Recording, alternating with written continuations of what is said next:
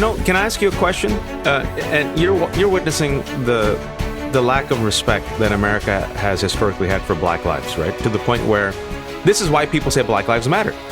Not that other lives don't matter. It's because Black lives have not mattered. Don't. And it's like the base minimum. Can we just say Black lives matter? And America says no, we can't say that, right? It's too much. But as a Black person looking at this, and you look at the treatment of, say, Ukrainian refugees who overwhelmingly are white. Mm-hmm. Some of them are blonde, not all of them, but they're white. And they have engendered the empathy of so many of our colleagues and reporters and commentators, as they should, because they are suffering from an illegal Russian invasion. But do you ever sit there and think, wow, the world hates Black people? Yeah. Like, we are just hated. I literally tweeted that, and I said... because Waj, I'll be honest, I broke down in tears when people started sending me and DMing me the reports of what African immigrants and immigrants of color were facing as they too are trying to flee and get to safety. I broke down in tears because I said, my God, there is nowhere on this godforsaken planet that Black people, that Black lives are protected and cared for. There is nowhere. There is no situation that provokes empathy. We die in the street. We die at your borders, right? All at the hands of white supremacy, right? We plead for compassion, right? And are told that we need to wait our turn, that now is not the time, that journalists are actually saying, oh, there's a bigger story here, right? It's a bigger story of war, that they can't possibly make room in their wall-to-wall coverage to be able to talk about the suffering that is happening on top of the tragedy for those that have Black and brown skin, right? And so when you really think about it and you're like, my God, I am not safe anywhere, right? Like, not only am I not safe, I am targeted and I am hated everywhere. That is an incredibly hard pill to swallow. And it is why people in this country and around the world have been screaming that Black lives matter, because we are telling you that it doesn't. And then your reporting is reminding us that it does not. And it's also interesting that when you make the case that, hey, by the way, guys, since we're caring about Ukrainian refugees, which, by the way, because we're not sociopaths, we agree. Yes. They should be cared for. Yes. We should report on it. But we have the ability to also discuss Yemenis, who are the victims of an ongoing war between Saudi Arabia and Iran and the United States. Both Democratic and Republican administrations have helped Saudis bomb Yemeni people, right? It's a crisis right now, humanitarian crisis. You also have Syrians fleeing their homeland, which is, they've been crushed by Assad and Russia, by the way, that's helping Assad, right?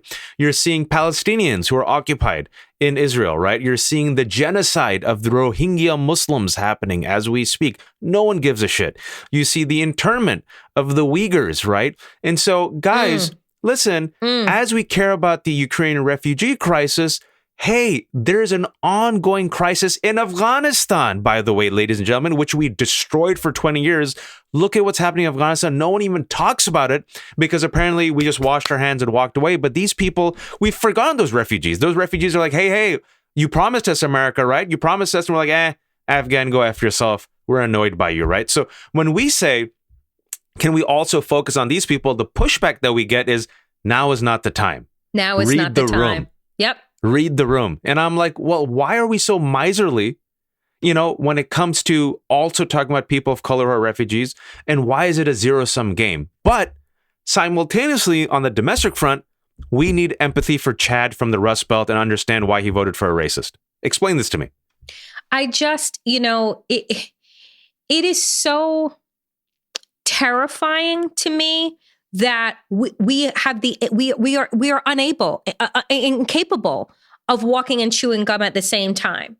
That we can't just have empathy, right? That both the media can't both cover all of the places that you mentioned, including the ethnic cleansing that is happening in Ethiopia, including all of the things that are going on, right? Right? Because there's so much that is not even mentioned. None of these things are mentioned. And here's the reason why.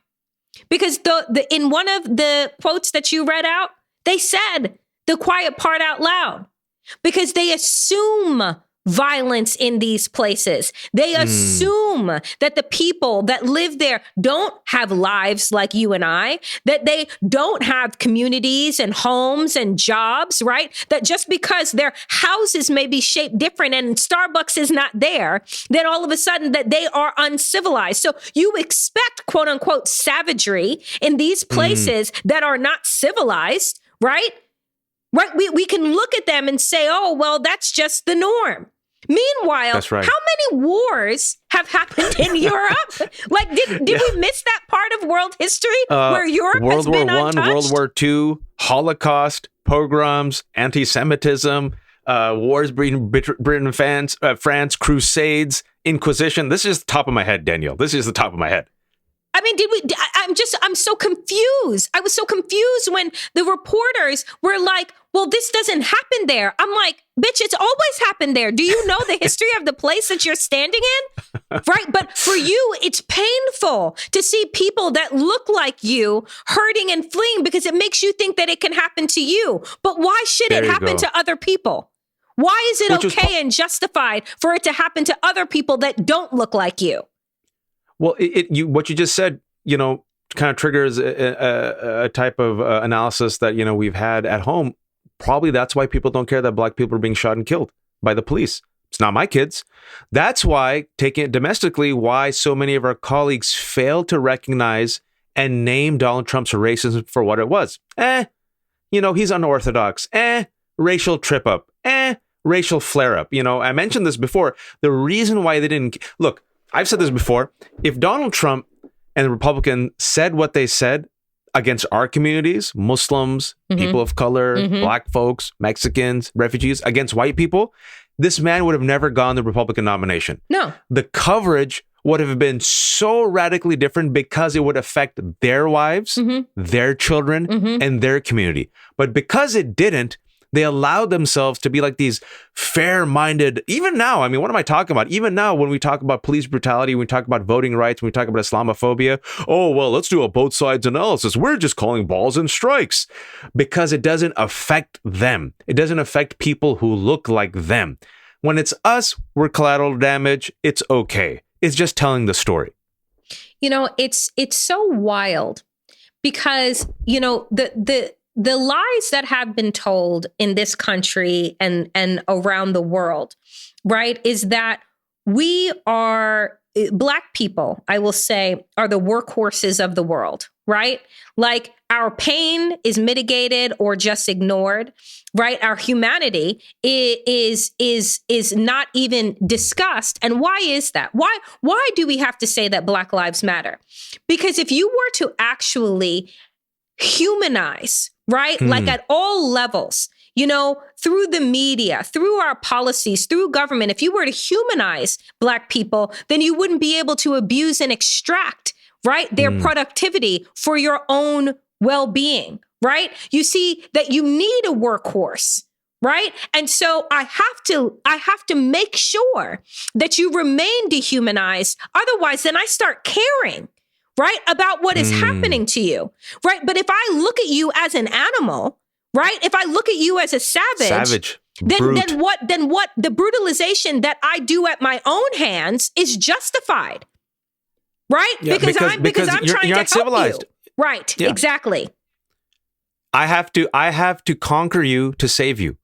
It's like that famous quote from Vietnam, right? We had to bomb them to save them. It's like Joseph Conrad's novel, Heart of Darkness, Exterminate the Brutes, which was then last year made into a really good documentary series, right? It's the colonizer's mindset that these are savages and we have to force civilization upon these savages. And they need our boots on their necks. It's for their betterment. Yep. And then once they prove their civilizational worth and capacity, then we will remove our boot and treat them as equals. And to justify this ideology of imperialism and white supremacy and colonization, we will also produce and mass produce narratives and entertainment that show Black and brown bodies as brutes. And as the evidence has shown repeatedly, that in US media, the depiction of black and brown bodies as dehumanized, barbaric, savage, violent, thugs, criminals, the framing, the language, the stories that don't get told, they desensitize mainstream audiences to violence against us. My wife was telling me, she's a doctor, that the type of bias in medicine is that many doctors think that black people have a higher threshold of pain.